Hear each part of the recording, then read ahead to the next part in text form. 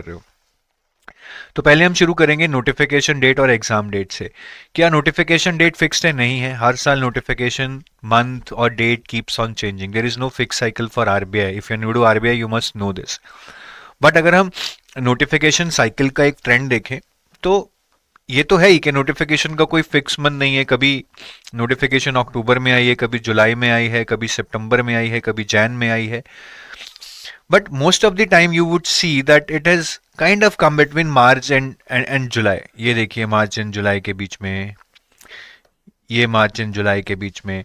So maximum of the times if the notification would have come between March and July, but yes it has got delayed to September and October also multiple times or thrice. तो मैं तो ये लेके चलता हूँ कि आप अप्रैल से जुलाई के बीच में लेके चलो, नोटिफिकेशन आ सकती है, या फिर चलो मई से ले लो, अप्रैल थोड़ा जल्दी हो जाएगा. मई से जुलाई के बीच में आप लेके चलो कि नोटिफिकेशन कभी भी आ सकती है. कब आएगी किसी को नहीं पता है. It is for you to be prepared by this time when the notification come, and it's not for you कि इस टाइम आएगा तो तैयार हो, नोटिफिकेशन आएगा उसके बाद तैयारी करनी है. तब तक तैयारी करके खत्म करनी है, तभी आरबीआई जैसा एग्जाम आप क्रैक कर सकते हो.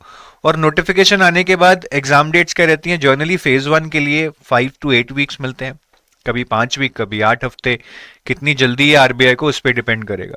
और फेज 1 और फेज 2 के बीच में भी ज्यादा टाइम नहीं मिलता है. मिनिमम 4 और मैक्सिमम 7 वीक्स मैंने देखा है, अराउंड अबाउट ये टाइम मिलता है. तो आपकी नोटिफिकेशन अगर जून में आती है, ठीक है, मिड जून में आती है सपोज करो, जस्ट एन हाइपोथेटिकल केस, तो या तो आपका पेपर एंड जुलाई में हो जाएगा या राउंड अबाउट अगस्त के एंड में या थर्ड वीक में हो जाएगा फेज 1. फिर फेज 2 आपका अगर ये जुलाई में होता है तो ये आपका अराउंड अबाउट अगस्त या सितंबर में हो जाएगा. और अगर ये आपका अगस्त में होता है तो अराउंड अबाउट कहीं सितंबर या अक्टूबर में हो जाएगा.